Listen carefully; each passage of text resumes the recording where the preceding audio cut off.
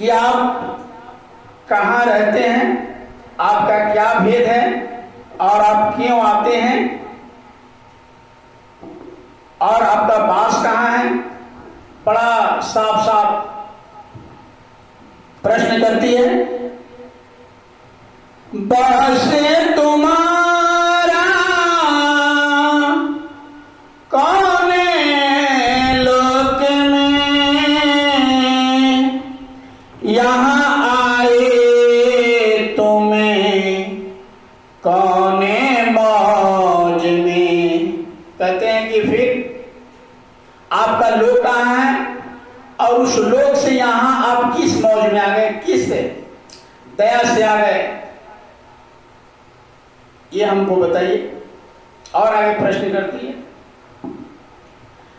देश तुम्हारा कितनी दूर,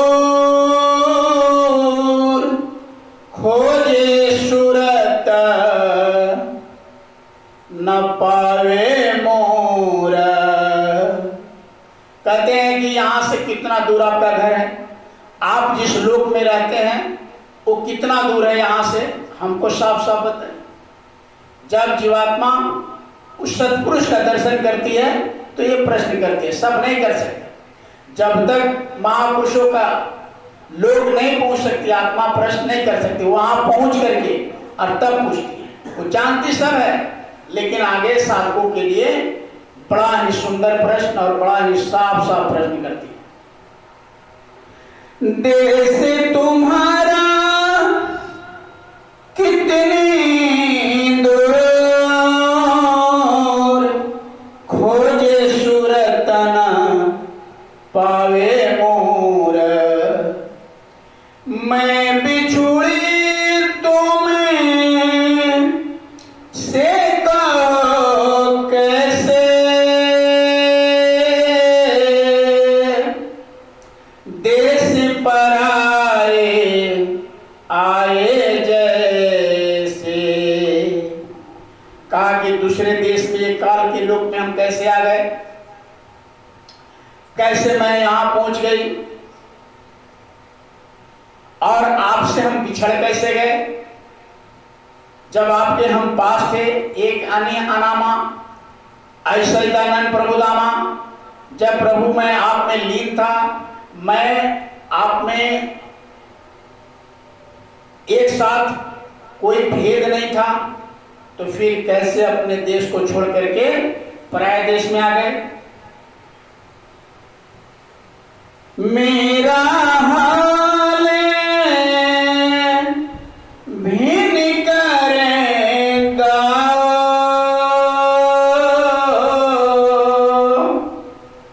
देश अपना मोहिला खाओ। कहते हैं कि भिन्न भिन्न कर, भिन्न कहते अलग, कहते अलग अलग करके हमको समझाइए कि हम कैसे अपने देश को छोड़ करके ये प्रदेश में आ गया और देश अपना हमको समझाइए, लखाइए, लखाए मतलब दिखाइए। हमारे देश जो अपना है वो छोड़कर हम कैसे आए और फिर हमको वो देश को आप लखाइए और भिन्न भिन्न करके, साफ साफ करके, अलग अलग करके मेरे भेद को बताइए कि अब हम आपसे बिछुड़ कैसे गए, हम मृत्युलोक में आ कैसे गए, जब आप में हम एकदम अभेद थे, हमारे और आप में कोई भेद नहीं था। सुनो तुम्हें एक एक करके तुम्हारे हाल बता रहे कि तुम कैसे बिछुड़ गई हमसे और हम क्यों आ गए, तुमको चेताने, समझाने, बुझाने के लिए। अब तुम अपने हाल को बड़े ध्यान से सुनो। अब सत्पुरुष, ये तो आत्मा पूछ रही थी, सूरत पूछ रही थी स्वामी से। अब स्वामी बहुत ही विस्तार से एक एक बात को समझा रहे कि तू कैसे अलग हो गई। तो बड़े ध्यान से एक एक वर्ड आप सुनेंगे, जहां से भी सुन रहे हैं। ये आत्मा और का भेद सूरत पूछती है कि कहां पे वो रहते हैं और फिर जीवात्मा कैसे आ गई। तो आप जहां से भी सुन रहे हैं बड़े ध्यान से एक एक वाणी को, क्योंकि ये सब मिलेगा नहीं, ये कहीं नहीं मिलेगा। मैं दासी तुम्हें चरण निहारो,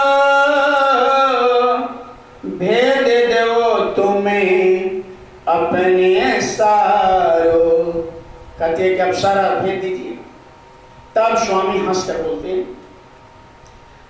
तबे हंस शब्द स्वामी बोले, सुनो सूरत तुम्हें से मैं कहूँ खोले। जो तुम्हें पूछे भेद हमारा, कहूँ सभी अब कर विस्तारा। कहा कि जितने तुमने हमसे प्रश्न किया मैं एक एक करके विस्तार पूर्वक समझा रहा हूं, बड़े ध्यान से सुनो। ये स्वामी हंस इसलिए रहे हैं कि वो देख रहे हैं कि कितनी मेहनत करके, कितनी साधना करके मेरे तक पहुंची, कितनी बहादुरी का काम किया है। रजोगुण तमोगुण सतगुण को, काम को, क्रोध को, लोभ को, मोह को, अहंकार को, रूप रस गंध शब्द स्पर्श को, सभी को उतार करके जीवात्मा जब फेंक देती है तब आत्मा परमात्मा के पास पहुंचती है, उस मालिक के पास पहुंचती है और उस मालिक से प्रश्न करती है। इसलिए स्वामी यानी सत्पुरुष बड़े निहाल हैं कि हमारी ये जीवात्मा हमारे पास आ गई और दूसरे जीवात्मा के लिए अब उन्हीं के माध्यम से संदेश देते हैं कि देखो हम तुमको एक एक करके बता रहे हैं, बहुत खुश है तुमने इतना मेहनत साधना की भजन करके और मेरे पास पहुंची है। अब एक एक करके तुम सुनो। जो तुम्हें पूछे भेद हमारा, कहूँ सभी अब कर विस्तारा। मैं आगम अनाम अमाया, रहूं मौज में अधर सामाया।